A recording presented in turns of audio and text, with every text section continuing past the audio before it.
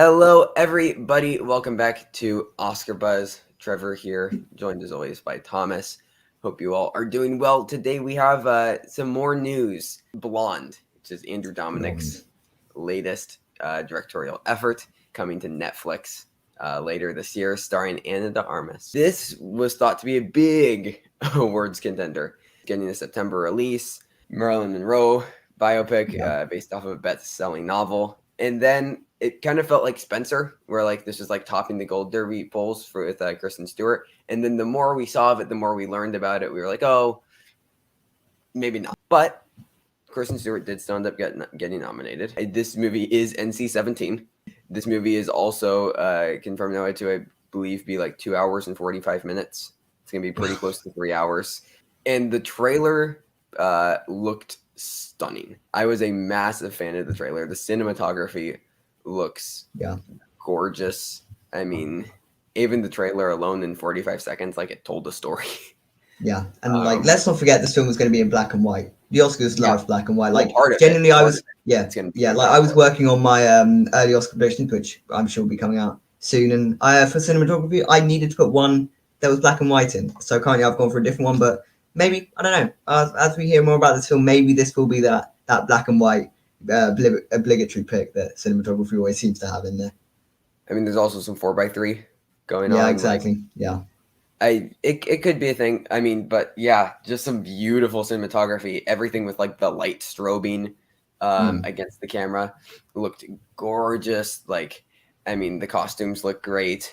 And let's talk about Ana de Armas because, like, you know, we talked about, you know, Kristen Stewart. She dropped into it was a wild ride. She got in because people loved the movie, particularly critics, and critics groups gave her like every single win they could.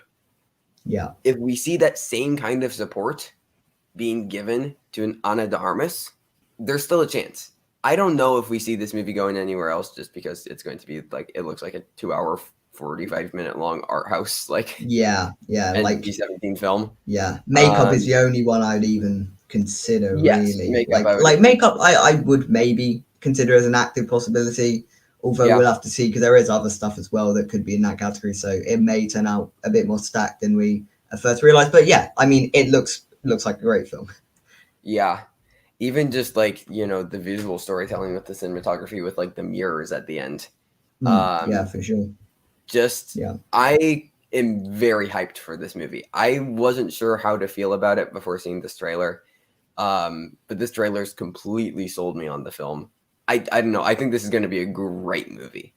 Yeah, I mean, it looks like a star vehicle for Ana de Armas as well, and that's helpful. Like, if it's 2 hours 45 and she is on screen for most of that, we would presume, if not all of that. Like, I don't imagine there'd be any sort of real subplots going on that are away from Marilyn Monroe, obviously. So that is great for her chances as well. Plus, Ana de Armas is a person who doesn't have like I don't think the stigma of Kristen Stewart being the Twilight girl really played too much of a factor. But it was definitely a boundary to sort of overcome at the beginning. Ana de Armas doesn't have any of that. She's pretty well respected and liked in the industry. She already has like a Golden Globe nom. Exactly. For Knives Out. No, she didn't. I don't recall if she won. But she was definitely nominated for Knives Out already. Yeah. And like Blade Runner 2049, like yeah, she's been in like films that, you know, the Oscars even have accepted. So I wouldn't touch this anywhere other than actress and makeup.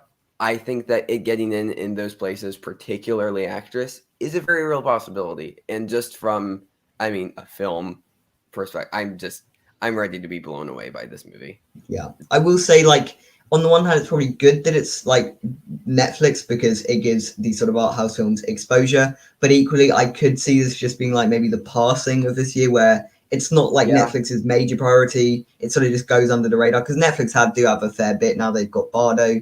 They've also got Rustin. You presume those were their two big ones. If David Fincher's The Killer comes out this year, which I don't think it will.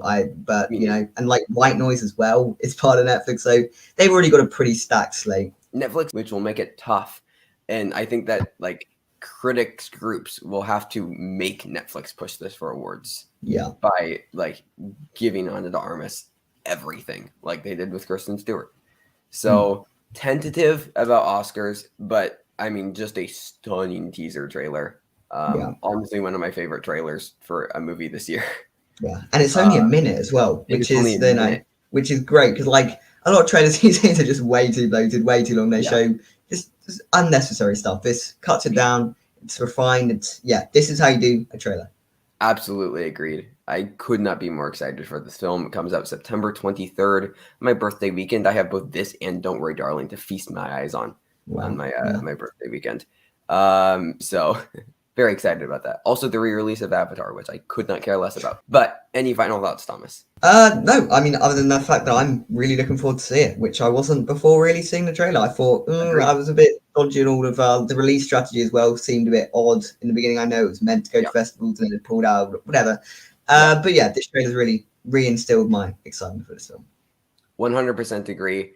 We'll definitely be covering plenty more as the Blonde's award season narrative evolves throughout the year. But until then, you can find us elsewhere on this channel and Letterboxd and Twitter, and you know the things, they'll be linked.